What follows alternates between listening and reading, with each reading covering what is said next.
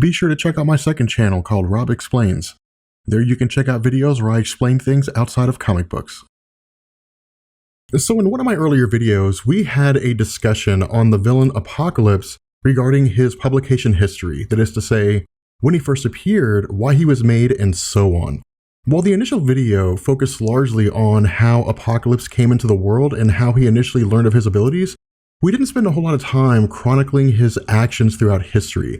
Instead, we kind of jumped forward with this first appearance in X Factor, followed by his future endeavors. And so what I want to do here is jump back and talk about this. I want to cover the life of Apocalypse from his full origin up until the time when he first appeared in X Factor issue number 5.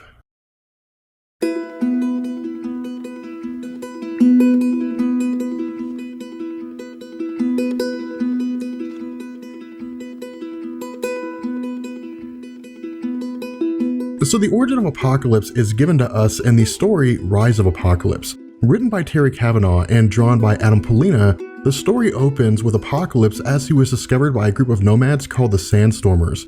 With the tribe led by a man named Baal, Apocalypse, after having been found abandoned by his former tribe, was given the name Ensaba Nur.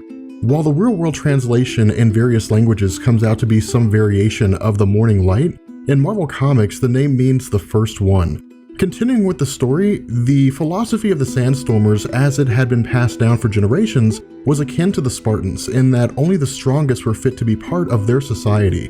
The philosophy of the Sandstormers became an ingrained part of Apocalypse in that the story jumps forward to his rite of passage. As part of the Sandstormers' belief in the survival of the fittest, the young men of the group would engage in a battle to the death on their 17th birthday as a means to prove their role in the tribe.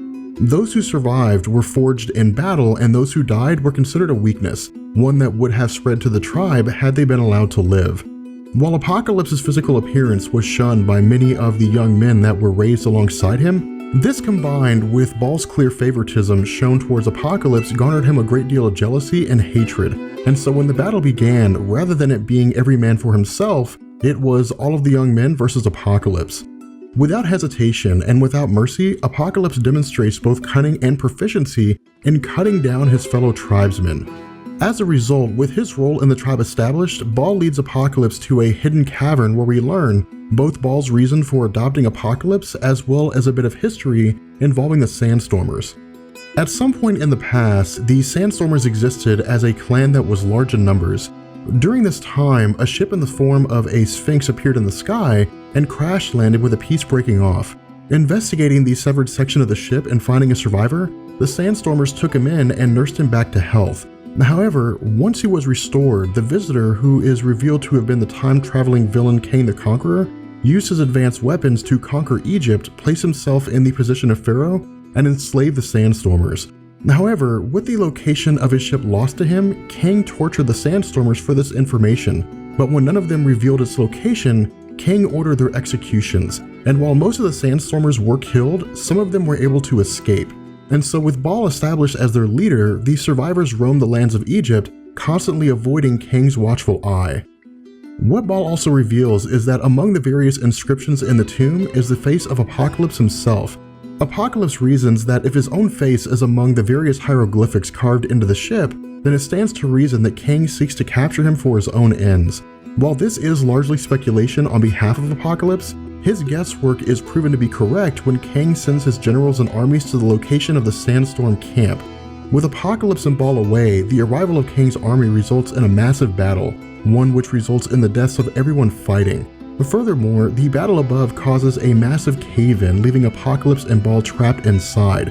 And so as the weeks pass, while Apocalypse demonstrates a lack of need for food and water, Baal does not. And so after Baal succumbs to death due to starvation and thirst, Apocalypse swears vengeance against Kang and is ultimately able to break himself out of the cavern.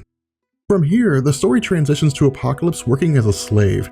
During one of his work sessions, he takes a break while pondering his actions and his intention of killing Kang. As a result, he draws the attention of Kang's top general, a man named Ozymandias. When Apocalypse addresses Ozymandias by name, he's actually kicked from the top of the pyramid as a punishment with the expectation that he will end up dying. However, Apocalypse has a vision of the sun goddess Isis, who informs him that he's actually meant for a greater destiny than to be a slave to men, and in the process bestows him with a vast amount of power. Now, whether this is actually the goddess Isis or an illusion is never truly made clear, but I would go as far as to argue that this is simply a mental manifestation of Apocalypse's abilities regarding telepathy, telekinesis, flight, strength, and immortality.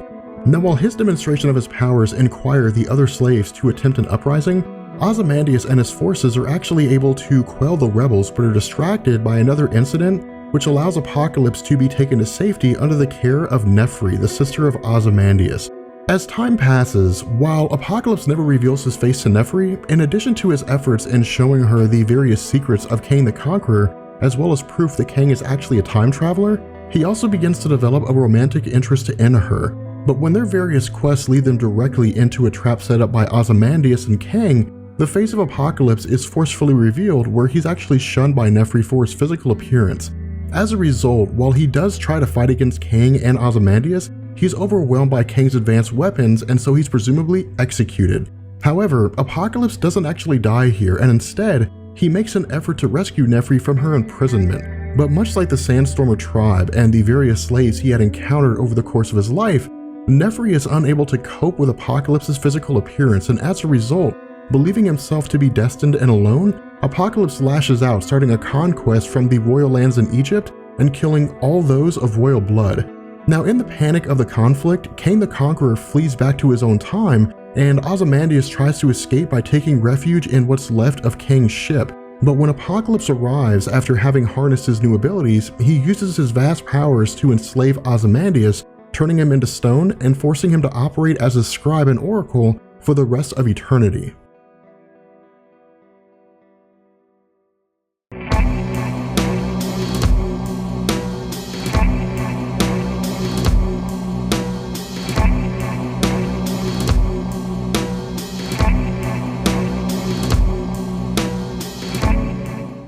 So following Apocalypse's rise in Egypt, he begins traveling throughout the world, encountering a vast amount of primitive societies.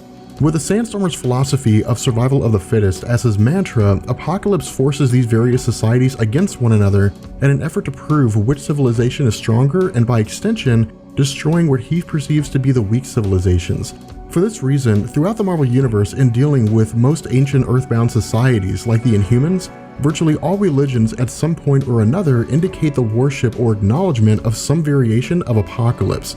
However, during his travels, he comes into contact with a celestial ship.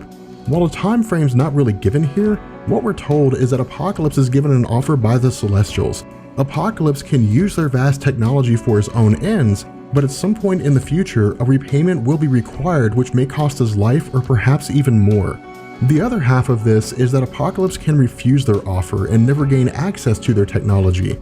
Choosing to accept, Apocalypse begins the process of trying to communicate with the celestial ship over the course of several years. Now, during this time, there eventually comes a point at which Apocalypse is met with the arrival of a being that's referred to as the Traveler. Now, while the identity of this person isn't initially revealed during their first encounter, the Traveler is later revealed to be Cable. While the paradox as it exists between both Cable and Apocalypse has been explored in other videos that I've made, in that the future actions of Apocalypse lead to Cable's appearance in the past, their battle leads to Apocalypse gaining access to celestial technology by way of Cable's own blood. Now, using this augmented ability, Apocalypse is able to interact directly with the ship, allowing him to augment himself, granting a whole new plethora of abilities, including the power to alter his own atomic structure, as well as use any physical superhuman power. With these new abilities, Apocalypse once again continues his quest to promote strong individuals and societies. As an example, in 1039 AD, he encountered the thunder god Thor. While Thor is not able to defeat Apocalypse initially, after placing an enchantment on the battle axe Jarnbjorn, Thor is able to cut through the armor of Apocalypse and by extension, send Apocalypse into hibernation in order to recuperate. Now, while Apocalypse continues his pattern over the course of several hundred years by creating his own band of agents in the form of the Dark Riders, the most popular creation outside of any of his horsemen was the creation of Mr. Sinister. Initially a man by the name of Nathaniel Essex, Mr. Sinister had been obsessed with the idea of human evolution. While mutants did exist during this time in the 1850s, most of these individuals were identified by their physical differences from normal humans, and in response, were usually isolated or else just simply kept in prisons. Using this as a way to attain these mutants for genetic testing, Mr. Sinister eventually found himself coming face to face with Apocalypse. Now this is particularly important because this actually gave Apocalypse meaning and in truth would actually be the driving force behind his actions going forward. And prior to his encounter with Mr. Sinister, Apocalypse had wanted to believe that he was the beginning of a new generation of being, but because he had yet to encounter mutants, he had been leaning towards the idea that he was alone in his evolution. This combined with his desire to see the expansion of enhanced people in order to ensure only the strongest occupied the Earth was guaranteed when he used his celestial technology to provide Mr. Sinister with powers of his own, including shapeshifting, immortality, and telekinesis. And following this, Apocalypse continued his various encounters around the world, which eventually led up to his initial introduction with X-Factor issue number 5. With that being said, we're going to go ahead and bring this video to an end. I hope you guys enjoyed it, and I will catch you guys later. Peace.